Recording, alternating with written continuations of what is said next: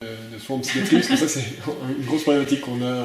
Oui, c'est une problématique qui est assez répandue. Et en fait, on a au Canada, donc d'abord au Canada, on ne va pas avoir de recette canadienne parce que la santé est gérée au niveau des provinces. Donc chaque province va mettre en place un cadre légal pour baliser les soins en santé mentale et l'utilisation des contraintes. Et va mettre en place des initiatives, va financer les services de différentes façons, et ainsi de suite. Donc, en Ontario, par exemple, on a une loi qui s'appelle Patient Restraint Minimization Act. Donc, la loi pour la réduction de l'utilisation des mesures de contrainte. On essaie de créer des environnements sans contrainte, en fait. Donc, au début, ça fait déjà plusieurs années de ça, mais au début, c'était compris comme, si on n'est pas capable d'utiliser isolement physique, contraintes physiques et tout ça, on misait plus sur la médication. Mais évidemment, la médication, en plus, ça avait de contraintes chimiques également. Donc, il a fallu défaire ce réflexe-là. Donc, en fait, ce qu'il faut, c'est qu'il faut que ça s'accompagne encore une fois, de ressources supplémentaires pour revenir vraiment à la base. Donc, quand on parle de ces environnements sans contrainte, sans isolement et sans mesure de contention, on est en train d'essayer de réinstaurer ou de préserver une culture de soins centrés sur les patients. Donc, ça passe par des principes vraiment très, très simples. Assurer une présence dans les milieux, faire de la prévention, être capable de détecter les crises, désamorcer les crises, faire de la désescalade autant possible, être à l'écoute, assurer une meilleure continuité des soins, assurer des équipes qui sont stables, parce que souvent les personnels en psychiatrie vont développer des relations très particulières avec des patients très, très particuliers. Et comme équipe, c'est important de capitaliser sur ces liens privilégiés. Donc, on veut essayer de préserver ça. Ça offre des cadres plus structurants pour les patients, puis aussi pour les professionnels soignants. Donc, c'est plus sécurisant pour tout le monde. Faire de la gestion de risques, gestion de risques suicidaires également. Et puis, pour tout ce qui touche la violence, là, il y a des outils de prévention, de détection et de gestion de la violence qui ont été développés pour gérer la violence quand et si elle se produit, mais il y a beaucoup d'étapes à mettre en œuvre bien avant pour qu'on ne se rende jamais à ce niveau-là.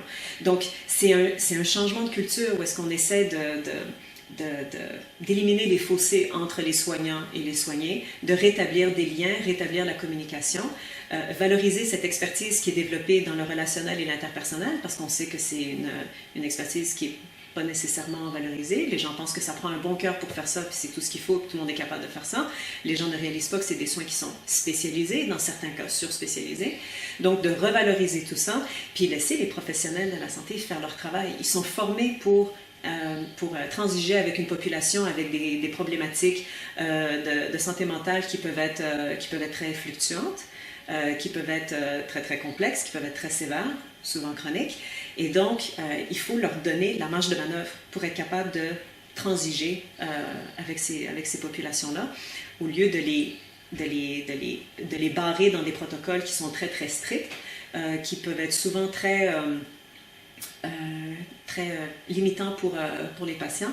Et on sait qu'on a beaucoup de patients en psychiatrie, ils vont réagir souvent à ces structures très, très rigides auxquelles ils sont soumis. Donc, si on est capable d'éliminer ce genre de choses, on va être beaucoup plus capable de mettre en place justement ce type d'environnement sans contrainte. Parce que là, on serait vraiment dans des mesures d'exception stricte, alors qu'en ce moment, c'est pas nécessairement le cas. Donc, il n'y a pas de recette canadienne, mais on a des initiatives comme ça qui sont mises en place, mais encore une fois, on n'est pas en train de réinventer la roue, on essaie simplement de revenir à des principes de base. Et puis de garder ça dans la simplicité, souvent c'est ça qui va donner des résultats qui sont beaucoup plus percutants et qui sont beaucoup plus durables. Donc on pourrait, nous, peut-être avoir une recette française. Vous connaissez le socle Care? Vous avez entendu parler des travaux de J'en ai entendu un peu parler. Et puis de Jean-Paul Langtin. Ouais. Ouais. Et ça pourrait être justement ces fonctions soignantes de base qui permettraient une ambiance et qui pourraient prévenir. Absolument. Puis je pense que les principes de base du socle Care, justement, c'est d'essayer de revenir justement à un soin qui est beaucoup plus humain, qui est beaucoup plus individualisé, qui est beaucoup plus relationnel, qui qui protège la vulnérabilité autant du patient que la vulnérabilité du professionnel soignant, parce que quand on développe des relations comme ça avec des patients, souvent sur des périodes de temps qui peuvent être quand même assez longues, c'est pas le même type de relation qu'on va avoir dans un département d'urgence avec une mise en place de relations qui sont très très ponctuelles, qui sont très sporadiques et puis qui sont évidemment dans une situation de crise. On va avoir des situations de crise en psychiatrie également, mais si on est capable d'éviter ces situations-là avec justement une approche qui est beaucoup plus centrée sur la personne et sur la relation qu'on met en place avec eux, où est-ce que l'un et l'autre sont capables de se faire confiance, on a une communication qui est ouverte, on a une communication qui est sécuritaire. Psycho Care essaie justement de retourner à des principes de base comme ça, mais il semblerait que même des principes de base comme ceux-là, tout d'un coup, ils ont l'air d'être très, très compliqué pour les structures qui sont en place présentement. Ça, c'est pas normal. C'est pas normal. Justement, ça devrait nous faire prendre conscience du type de structure qu'on a créé au fil du temps. En fait, si on n'est plus capable de revenir à un fonctionnement de base. Ouais, si notre organisation n'est plus compatible avec cette base des soins, c'est peut-être qu'il est urgent de revoir notre organisation. Je pense que oui. Je pense que oui. Le problème, il est là.